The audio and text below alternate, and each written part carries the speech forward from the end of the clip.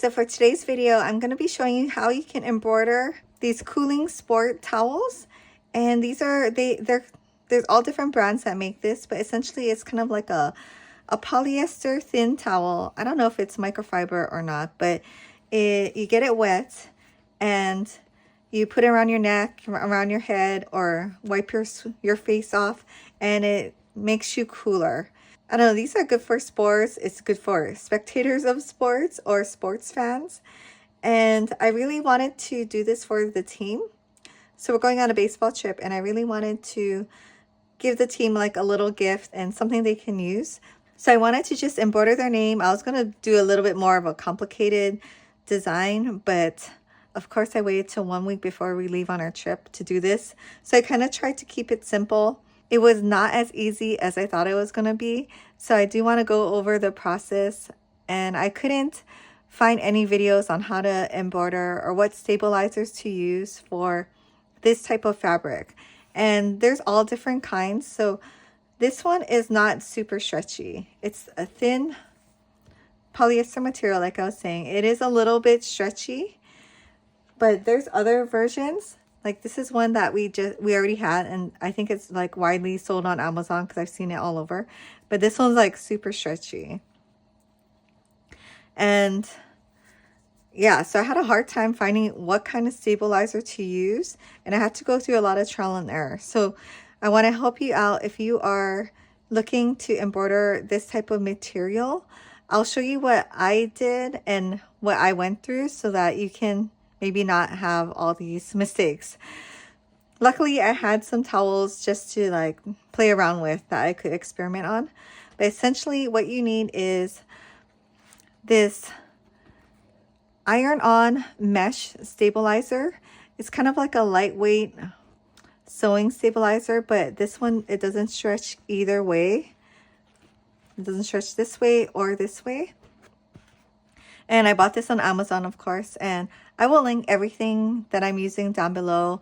Fonts that I use. My software is Embroider. I'll link that down below too. The other thing I use is this tearaway stabilizer. I want to say it's like a mid-weight, not super heavyweight, but I'll link it down below also. You need a little iron. I love my Cricut Easy Press Mini. I use it all the time. Ironing mat. And of course your whole embroidery toolkit. To have these scissors, great for cutting jump stitches, clips, vacuum, thread. This is the new Embroider gold thread, I believe. I'll also link down below. I really like it. It's slightly finicky like any other metallic thread. And this one you do need to use a top stitching needle on your machine. This is just I'll link it down below, a blue thread. I bought the big cone so I don't run out. This one you don't need a top stitching needle, but I use the same needle just because I don't want to be changing needles. But okay, so first thing I did was I already had this two-tone varsity font, and it looks super nice. And this would have worked out, but first of all, when it was doing the R, the gold metallic thread got into this huge bird's nest kind of thing where, you know, it gets stuck in the machine. And it's because I was only using the tearaway. So I just used the tearaway and I put this on and then hooped it. That does not work. It's too stretchy. It moves around way too much. And yeah, and also this one, this font in particular, even though it's super nice and I love it, it goes blue, gold, blue, gold, blue, gold, blue, gold. It doesn't just do all the blue and all the gold. So that was not really an option because I'm kind of in a time crunch. So then I thought, okay, I need a new stabilizer strategy and a new font. So I decided to try something a little bit more similar or a little bit more simple. And this one came from like a 300BX font package. It's an okay font package. I don't think it looks like this because of the font. Probably more because of the material. But either way, it didn't work. This time I used this tearaway stabilizer, and I used a spray adhesive. This one I bought from Walmart. It's a spray and bond. I'll link a one that's more popular on Amazon that everyone seems to use. I couldn't get that shipped here, so I had to go to Walmart and buy this one. But then I just sprayed some on here and then put the towel on, and it still was not stable enough. And I think it's because with tearaway, once you puncture it, it gets a little bit less stable. And so it was just not good. As you can see, all the puckering, all the moving around of the font, like the end, it's, I don't know if you can see it, but it's below the line. I know it's definitely not supposed to be like that. And I also think it's because it's too skinny. So the stabilizing, you know, when it first does a letter, it kind of traces it out and then it does some stitches underneath before going back and forth. That wasn't strong enough or stable enough. So I thought, okay, maybe I do need like a varsity print that, or wider print at least, that kind of goes around, has a stable back, and then it does its, you know, thing on the front. So my third time, I bought another font, just a plain varsity font, and that definitely worked a lot better. But this one is also not perfect. If you can see, it's showing that base stitching, and it's kind of slanted like this. So I mean, from afar it looks okay, but I was not happy with this. And this one, I used this iron-on mesh. So this is pretty cool, actually. You put it on your fabric, like, so she has stretchy fabric, and you just iron it on. So I iron on like a big chunk right here, and then I just hoop the material right after that. Big mistake. That's why it looks all stretched out and like not perfect. Also, I think the font is too big. It shows a lot of imperfections when it's this large, and this was, I think, 1.5 inches. So then I decided to combine the two, and that actually worked out perfectly for me. So I just wanted to share that. I'm pretty sure I'm gonna have to do this project again for another team, so I want to just remember what I did for myself. Yeah, I've done this about 12 times already, so now I feel like the expert on embroidering little cooling towels. Yeah, I think they came out nice, and especially nice enough for kids. And my plan is to get them all wet, put them in little Ziplocs, and put it in the cooler. And at the tournament, we'll pass them out. So functional and useful at the same time, or useful for that day at the same time, so they know what it's for. I just finished this one, so I'm just gonna undo this. And we'll come back to this. I'll show you how I clean it up after. So for now, I'm just going to put this on the side. I'm going to make one more for my other son, just so he can have one also. I had kind of like a whole system going on. But for now, I'm going to make like we're starting fresh. The magnet's so strong. Okay. So I cut my piece of tearaway. If I was going to do more, I actually cut it off like up to here, and I kind of just use it so I don't have to use a big chunk like this every single time. It kind of just saves on supplies. I always kind of tack it on there. And for this, you actually don't need a lot of it. So like this is a suitable enough piece. I'll just reuse this. You get your towel, and you can use one that you've made before and kind of line it up so you know where to iron it on. The first ones I did, I kind of did like the whole piece. So you can have it so that you iron on a whole big chunk, but actually, you know, once you put this on, it doesn't have the same feel. So I wanted it minimal, like just around the embroidery. So I did peel it up, and then the parts that were ironed on has a little bit of texture, like the glue. I think that's gonna come off. I don't know for sure. So I want to just keep that at a minimal amount. Okay. So I just tried to guess where it's gonna be actually embroidering, and that's where I'm gonna iron on. So I have my Cricut Easy Press Mini set to the first bar, and that's good enough for this kind of towel. My younger son's name is Erickson, and his name is a little bit longer. So I am going to go all the way to the, I guess the stitch lines, the red part of the design. Okay, so that's iron on, but not all the way, right? Just where you're going to be stitching. I'm going to fold it in half. And this is kind of key. You want to be neat about this part. Fold it directly in half. And then I'll get like my friction pen and just kind of mark it. So on my hoop, this magnetic hoop is a little strange. I don't know why the middle of the design where it's like embroidering, it's not directly in the middle. There's an arrow right here, and I kind of used a Sharpie and made it longer so it's a little bit more visible. But this is the actual middle of the hoop, not right in the middle. I don't know why they did it like that. But anyway, I'm gonna move this over and align the center. So I want this part to be flush with the bottom. If you can see the line here, it's all lined up. Then I kind of hold it, open it out, trying not to move it, and then put on the clips.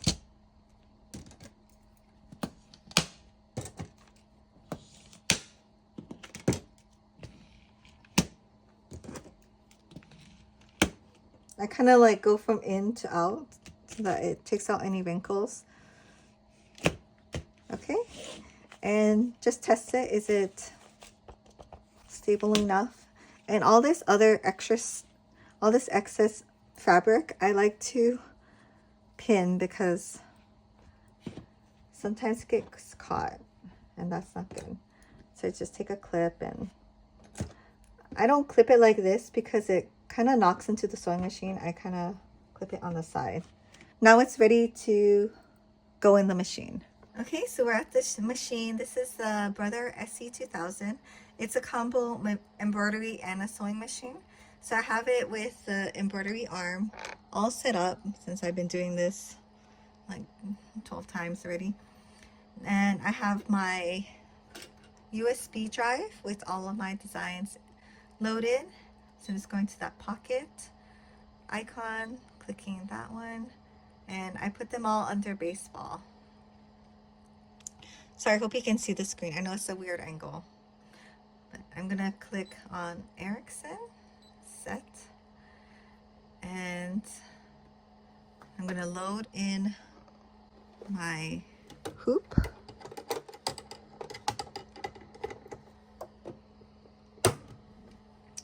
And I'm also going to switch out my thread because the last one I was doing was gold. So I have my, I'll show you guys my thread set up back here.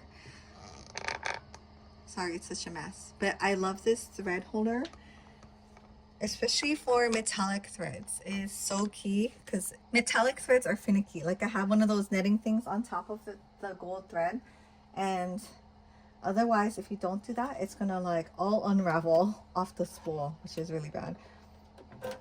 Okay, so I'm just threading my machine. Love the auto threader. So you can see the button is still red because we still need to go and select that. If this was my first time doing it, I would do that thing where it traces around, just so you know where the design's gonna hit. And for me, what I would be checking right now is that it's not going to the red part of the design on the towel, because I'm trying to make it inside that line. So that's good. And then now I can look at my thread colors. I have blue, it's gonna take 15 minutes, and gold, it's gonna take 4 minutes.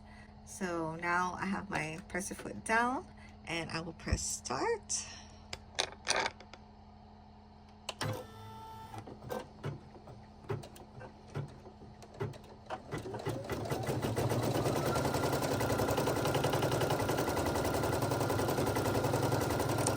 So this is the base stitch out that I was talking about that makes it stable and not all twisted, or like, I don't know what you would call it,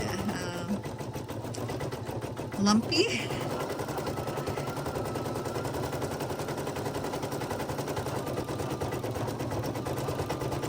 But I think for me, or from my experience, this is the type of font that works the best with this kind of towel.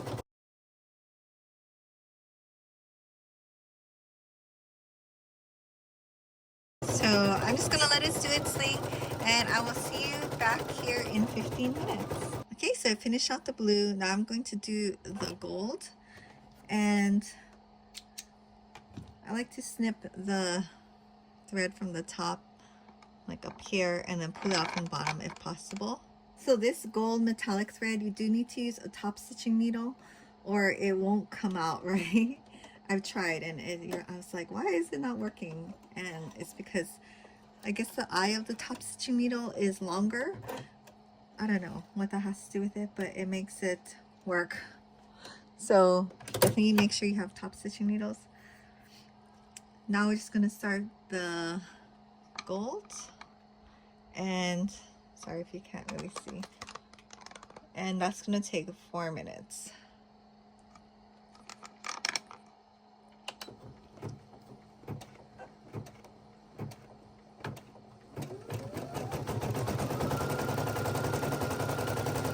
So I'll let that stitch out and then we'll come back. Okay, so now it's totally done, and we're just going to unhook it from the machine, and let's go back to the table. Okay, so let's just unclip it.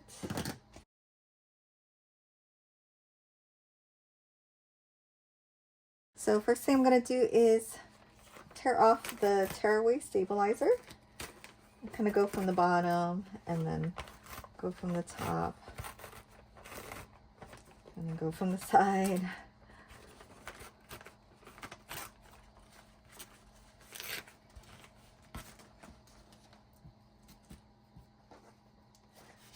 Okay, I'll bring you guys down closer.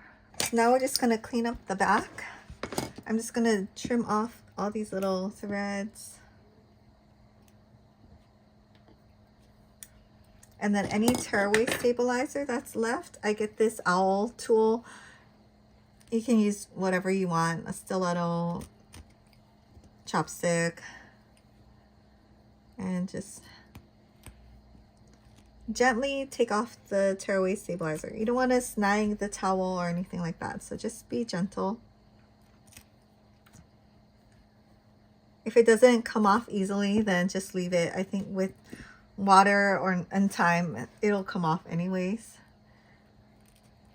It's just like a little bit more of a professional finish if it's the tearaway stabilizer's off. I've had stuff embroidered and they leave it on sometimes. I don't know. I'm like, I wouldn't notice it if I didn't embroider things, but because I do, I'm like, oh, that's just kind of sloppy. So they didn't take the time to do it. Okay, and then at this point, I will peel up any areas that are still, you know, iron on.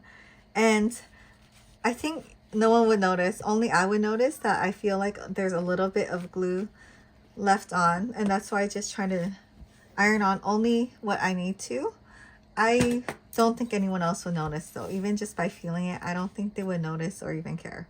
So just FYI. You can choose to leave a whole chunk on, but I feel like in the wash and stuff, or if you dry this, the this iron-on mesh, it will come up and eventually, and so it's up to you. You can also trim it like this, but I feel like that just opens you up to a little bit more chance of cutting into the towel. So totally up to you if you want to do that. I guess I will have to with this one since I tried it already. Always when you're cutting the stabilizer off, make sure you have eyes on your original fabric or project. There are many times when I'm like going like this and I cut and it comes close to cutting it off. And if you've done that before where you have to restart your project, you know what I mean. So frustrating. So yes, definitely easier to just cut it at a diagonal like this. But yeah, it will probably come up like this. If that bugs you, then go ahead and trim it as close as you can to the font.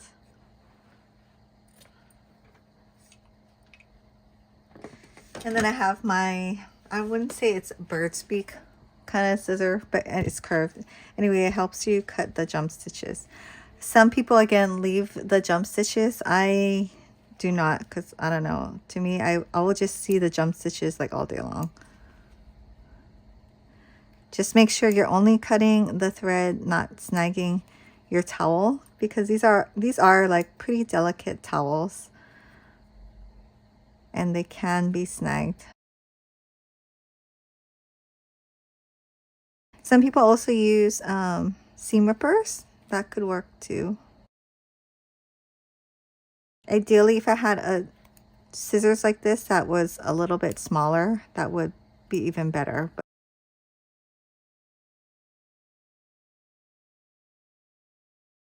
And then kind of just brush it off. That's where this little desktop vacuum comes in handy. Okay, and I have my Easy Press Mini still set to 1. And when everything looks good, then I'm going to just re-iron it in the back because it's still kind of like coming up. Again, you don't have to. It'll probably come up in the wash, to be honest. But when you give it to someone, it just looks a lot neater. And there we go. So when I give this to the team, I'm just going to maybe get a bucket of like ice cold water and dunk it in like a cooler or something. Then I'll probably fold it like this and put it in a Ziploc and give it to them. So I don't know, you can see the name. I think Ziplocs, either if I have a gallon size like this or if I have like a quart size, I will just kind of fold it in, give it to them like this, all cold and ready to be used, and hopefully they like it. It'll probably get super dirty, but I think this kind of material is super easy to wash, especially if you have, like almost all baseball moms have the Fells naphtha soap or some way to clean white pants, and that'll definitely work for this type of towel too. Thank you so much for staying to the end, if you stay to the end, and hope you make this project. I know I will have to probably make this like maybe 1 per team, you know, because you kind of go through your list of usual team gifts if they're on a team for a long time, and hopefully they like this. But otherwise, please subscribe and share and like this video. It really helps me out, and I'll see you in the next one. So I have Embrilliance open on my computer, and that's a embroidery software. And this is the font that I use from Etsy. It's $3.99 right now. You can kind of use any font that you want. Just make sure that you experiment with it first. I like this one because it had the number sign and the comma, which I needed in my project. So super simple. We're just going to do a text box. I'm going to select the 1-inch version of the font. And then I'm just going to type out his name. And then I'm just going to move this up. And I just have it 3 clicks above the middle line. So I'm just going to copy and paste this now. And I'm just going to use the number sign and 11. And then we're going to bring this down to 3 clicks below the middle line. And I'm going to color this with, or I'm going to use the New Brother Red gold thread. So that's it. And now I'm just going to go to File, select Save As, and save it on my desktop. And I'm going to put the PS file on my jump drive and bring it down to the embroidery machine.